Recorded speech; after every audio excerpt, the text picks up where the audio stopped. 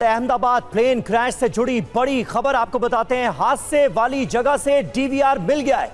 Forensic team को हादसे वाली जगह से डीवीआर मिला है। फॉरेंसिक टीम ने डीवीआर को अपने कब्जे में ले लिया है। इसके जरिए कई अहम जानकारियां प्लेन क्रैश से जुड़ी सामने आने की उम्मीद है। हादसे वाली जगह से डीवीआर को रिकवर कर लिया गया है। फॉरेंसिक टीम को हादसे वाली जगह से डीवीआर मिल गया है। ये इस वक्त की ताजा खबर सामने आ रही है। ये देखिए, तस्वीरें भी आपको दिखा रहे हैं किस तरह से डीवीआर को रिकवर किया गया है। ब्लैक बॉक्स के जरिए ये पता लगाने में आसानी होगी कि ये प्लेन क्रैश आखिर कैसे हुआ। बोइंग 787 ड्रीमलाइनर विमान क्रैश हुआ है, जिसने दुनिया भर में बोइंग कंपनी को लेकर भी कई सवाल खड़े कर दिए हैं। निश्चित तौर पर अब जांच में पता चलेगा कि आखिर इस प्लेन हादसे की वजह क्या थी। टेक ऑफ के बाद अहमदाबाद से लंदन जाने वाली एयर इंडिया की यह फ्लाइट टेक ऑफ होने के चंद सेकंड्स बाद ही किस तरह से यह पूरा का पूरा प्लेन क्रैश हो जाता है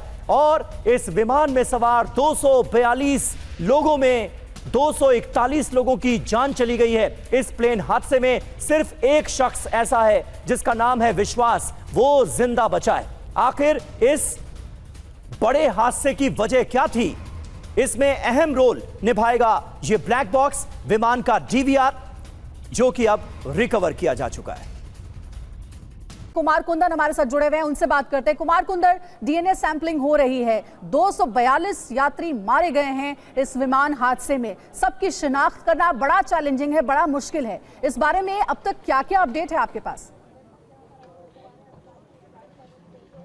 देखिए, अब तक 205 लोगों की डीएनए सैंपलिंग हो गई है। मतलब कि जितने भी पार्थिव शरीर हैं उसमें से 205 पार्थिव शरीर का डीएनए सैंपलिंग हो गया है।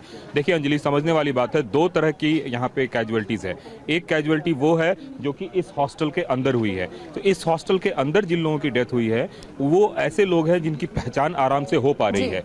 लेकिन इससे इतर जो विमान में बैठे हुए लोग थे उनकी पहचान होनी बहुत मुश्किल है, क्योंकि 1,25,000 लीटर फ्यूल से जब आग निकलती है तो उसमें सब कुछ जलकर राख हो जाता है। तो ऐसे में जो परेशानी है वो फ्लाइट में बैठे हुए लोग जो है उनकी सैंपलिंग को लेकर है।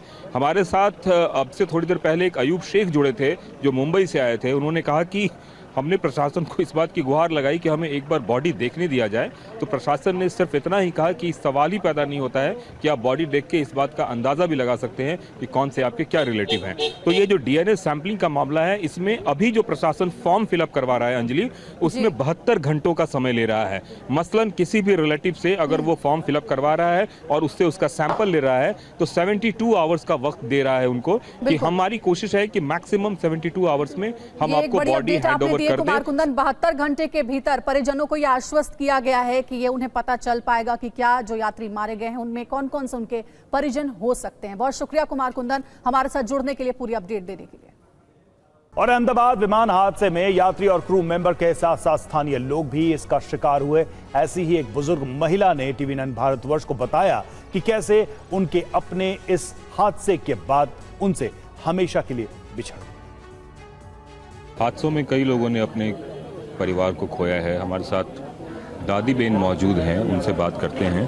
दादी, आप कल कहाँ पे थी और क्या हुआ था, कैसे क्या हादसा हुआ? कल वो सामने दरवाजा रहना, उधर वो ऐसा खाट लेके बैठ रही थी और नाती उस दरवाजे पे था। नाती और बहू चाय की किटली चला रहा था और नाती आता तो ऐसा रोड पे जाके सो गया, वो खाट रख के।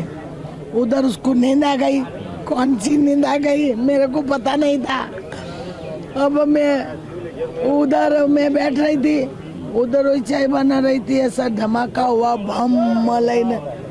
मैं इधर से दौड़ते गई तारे तो वो मैंने क्या सोचा, मैं बोली बम लाश होगा।